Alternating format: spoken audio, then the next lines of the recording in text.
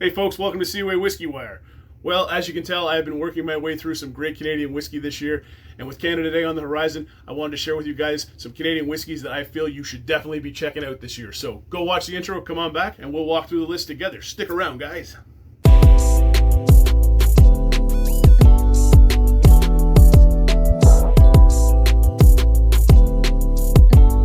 Well, hey folks, thanks for coming back after the intro. I'm Tyler, and one of my channel goals for 2025 was to feature more Canadian whiskey.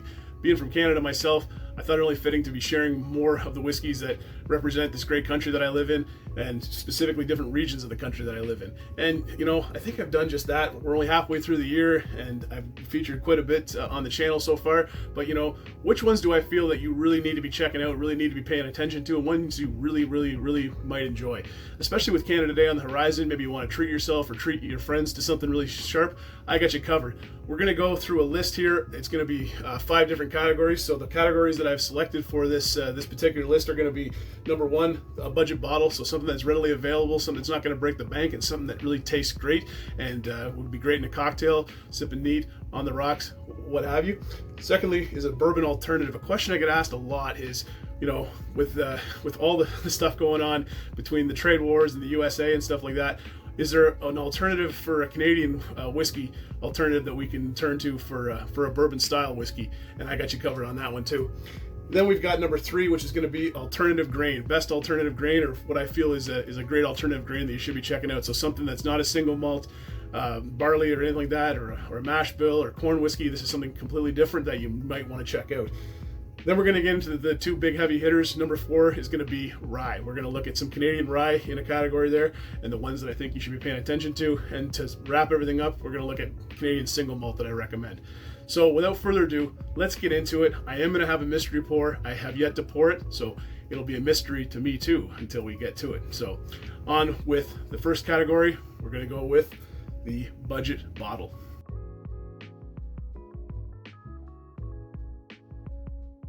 All right, folks, I'm back with the budget bottle. But before I kick things off, I did just pour myself a dram for the mystery pour. Hint on this one, it is Canadian, obviously, and it was featured recently on the channel as a first impressions video, and one that I'm pretty excited to share with you guys in this list. I'll leave it to that. You guys can guess away to your heart's content.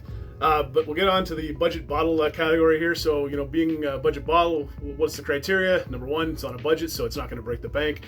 Number 2, has to be pretty accessible, meaning you can get it and be available, and very approachable, something that is not going to scare away a novice whiskey enthusiast or someone who is experienced. I do have an honorable mention for this category that was just edged out by the inevitable winner, and that is going to be the Signal Hill Canadian whiskey at 40%, non-chill filtered. Got some great flavors going on there. In the Signal Hill there, you're going to get, it's primarily corn whiskey, but you get some lovely maple, some lovely maple candy, some sugar, brown sugar, creamy, and very good, all the way up from lovely Newfoundland. So definitely worth checking out if you haven't already. But let's get on to the inevitable winner of this category here. This one here just narrowly edged out the Signal Hill, and comes in from a great distillery up there in Toronto, actually up in Guelph, I stand corrected, and comes in at 40%. But this is a very flavorful whiskey, and one that I just recently cracked into, used in a couple of cocktails, and I'm really enjoying it, and I think you will too. And that is going to be the John Sleeman and Sons Rye Whiskey. Again, 40% offering coming in from the Spring Mills Distillery out of Guelph, Ontario. Showcases very complex and very competent rye for the price. Welcoming, warming flavors of vanilla, cherry, oranges, and pepper spice. Really easy to come by in my area, very readily available, and great in a cocktail, but also really great sipping neat. It's got some really nice flavors in there, and again, more full flavors. Even at 40%, it's got a lot going on for it there. And at the LCBO, I can find this in Ontario for as low as $45. So my pick for budget bottle of Canadian whiskeys that you definitely got to check out is going to be the John Sleeman and Son Rye Whiskey.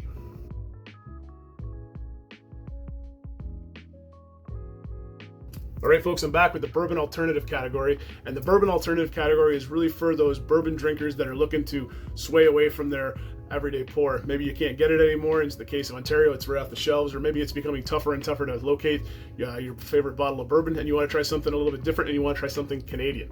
I've got you covered in here, guys.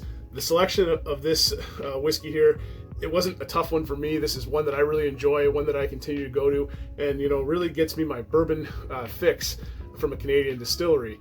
And you know, I love the way they playfully spell bourbon on the on the packaging material, but you know what, it is a banger. And if you haven't already guessed which one I've chosen, it's going to be the Bridgeland Tabercorn Bourbon Bourbon Whiskey 101.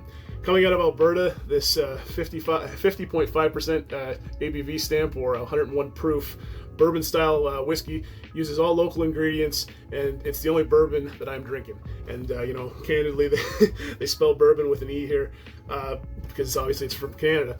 But you know, the profile is classic, and it is well-rounded, well presented, naturally presented, and it is great for the bourbon lover out there. You're going to get your usual, you know, suspects from a bourbon taste. You're going to get those marshmallows, those caramel notes.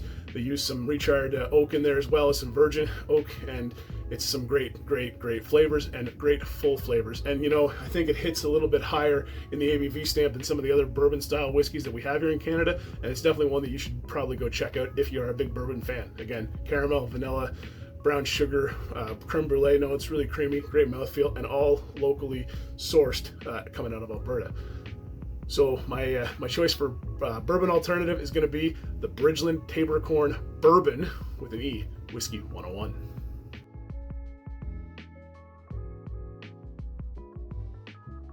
All right, folks, I'm back with the alternative grain category. And the alternative grain category is really for those distilleries who want to step away from what is considered standard practice up here in Canada of using corn, barley, wheat, rye. They want to try something different, want to try and sway you guys over, want to try and wow you guys with some different flavor profiles and some really innovative processes.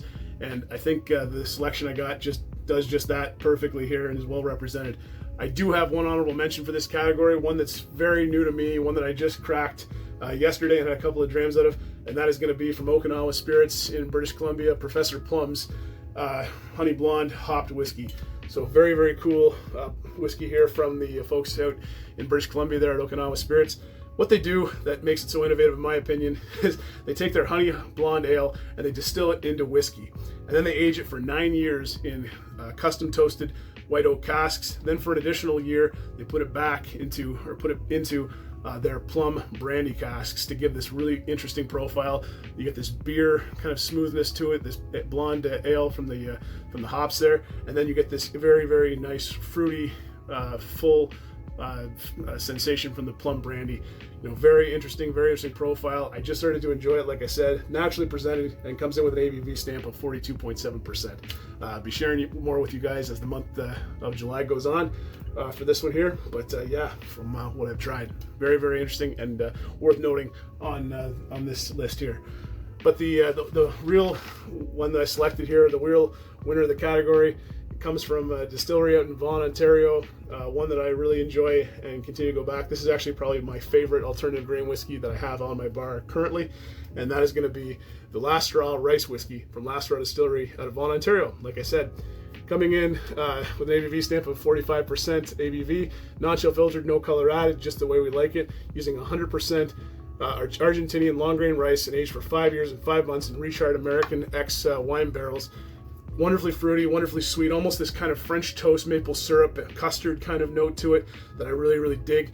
Some really cool vibes on there, and you know, this is an expression that is just wonderfully presented, and I can definitely see why this expression from Last Straw won Best Alternative Grain at the 2024 Canadian Whiskey Awards, because it is just that damn good. Again, out of Vaughan, Ontario, from Last Straw Distillery. For the alternative grain, it's going to be the Last Straw Rice Whiskey.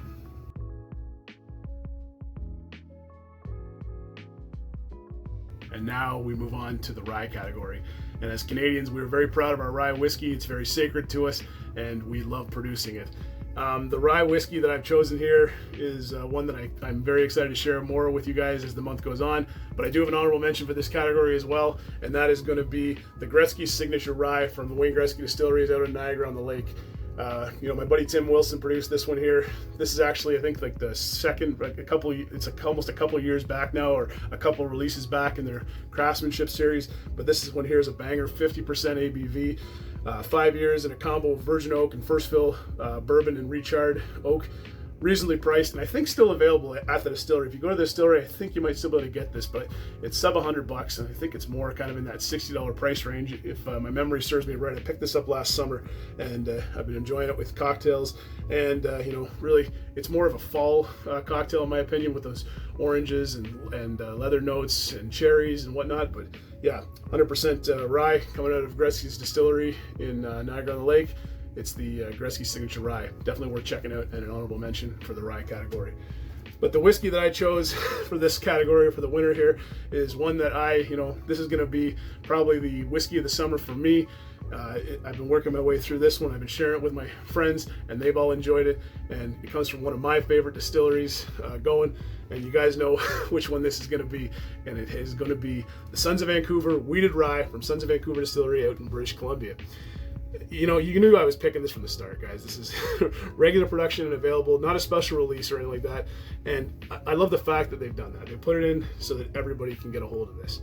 And you know, the wheated rye comes in with an ABV stamp of 50.5%, naturally presented, obviously, and a mash bill of 75% BC rye and 25% BC wheat, and all aged for 3 to 5 years in ex-bourbon and virgin oak. Just loads of vanilla, loads of cream, loads of marshmallow, oranges, apricot, jam, baking spice, you name it, it's there. Anything you could ever want in a rye, especially if you don't like it too herbaceous or vegetal, they do an excellent job, and that wheat just kind of balances everything out for me. I'm truly a fan of these guys. I'm truly a fan of this whiskey, and I really hope you go out and check out this one. So my winner for the rye category, or the one I want you to check out, definitely need to check out if you haven't already, is going to be the Wheated Rye from Sons of Vancouver out in British Columbia, Canada.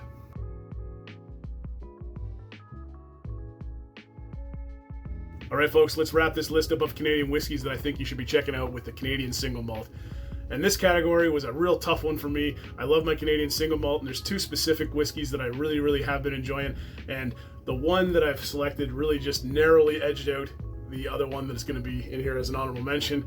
And it almost breaks my heart to put it in the category of honorable mention, but I am going to give the honorable mention to two brewers, release number 48 from two brewers in the Yukon. They were nice to send this bottle up to the channel. I just recently wrapped up a first impressions video of it, guys. You need to go check out two brewers if you love Canadian single malts. If you love Canadian whiskey in general, you need to go check them out right now. They've got some great stuff out there. This release of theirs, number 48 classic release, beautiful stuff. Just something special about it. Comes with lots of complexity from lots of different stocks from this renowned distillery up there in northern Canada, who's always turning out excellent expressions. But there is one more single malt that I think is definitely worth noting, and it became the one that I chose for this category here. And I recently just did a first impressions video on it as well, and it is what is in my glass tonight. And if you haven't figured out which one it is at this point, it is going to be also the winner for this category, but also the winner for longest name for a whiskey, and it is the McAloney's The Peat Project Smoked Sugar Kelp Washington Peat ex-bourbon cast. They sent me this bottle over, guys, the folks from McAloney's, and it is fantastic, just fabulous. You need to go check out McAloney's if you like Canadian whiskey, if you like Canadian single, if you like peated whiskey. This Peat Project that they're doing, just excellent stuff on it here. What can I tell you guys about this particular release that really wowed me? And we'll go through the profile a little bit here. 46% ABV, non-chill filter, no color added, just the way we like it. And it is infused, it's Washington peat, so peat that they get from Washington State. They infuse that with sugar kelp that they harvest from the Pacific Ocean by the distillery. Then they use that peat and sugar kelp to dry the BC barley, and that is then aged by the ocean in an ex-bourbon cask. And this is the closest thing to what I would call a Canadian Islay style whiskey. So an Islay Scotch style whiskey, heavily peated, very complex distillate with lots of great notes. And being ex-bourbon really highlights that distillate from McAloney's. We'll take a look at the nose here. Just a beautiful, like sweet bourbon flavors. Those, I get cream on there, some vanilla, some toffee. I get that little bit of iodide note from the peat there, but it's very much an earthy peat, almost reminiscent of like a Benromic, or like even a bit of a Springbank, yes, but more so like Benromic or a Speyside peat in there. But just some beautiful stuff. I'm gonna go in for a sip here, guys. So cheers to your health, and hopefully you guys have got something good in your glass, and hopefully it's Canadian while you're watching this. So, going for a little sip.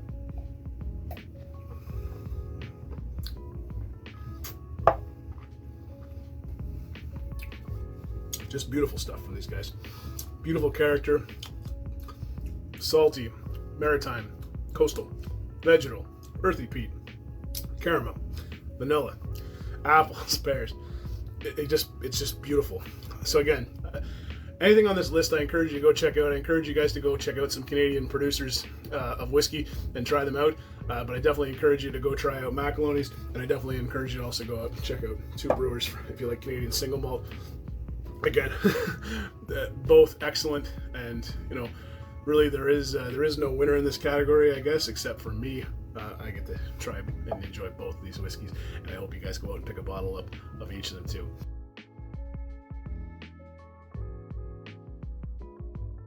Well, folks, that about wraps up my list for the Canadian whiskeys that I think you should be checking out. So hopefully you enjoyed this list. Let me know in the comments below. Is there something I left out? Something that you think I should be paying attention to? Stick it down in there. I love to hear your comments. Love to read them. Love to get back to you guys. And if you like what we're doing here at Seaway Whiskey Wire, you guys know that drill. Like and subscribe down below. And hey, don't forget to check me out on Instagram at Seaway Whiskey Wire for more content. And if you guys are still hanging around this long in the video, thank you very much. Really appreciate you guys supporting the channel. Watching it to the end here really helps. The metrics and stuff on YouTube really helps me out too. And I really enjoy putting together these lists, guys. I put a lot of thought and effort into these ones, especially this one here, because of the Canadian aspect to it. I really wanted to make sure I got it right, and gave you guys some good recommendations there, especially coming up into the Canada Day time, which I'm also pretty excited for, because it is Mini Seaway's birthday on Canada Day, so it's a double celebration for us there. So yeah. I'm gonna go finish up my lovely dram of McAloney's The Peat Project, guys. Thank you so much, and I'll see you around, and bye for now, and cheers.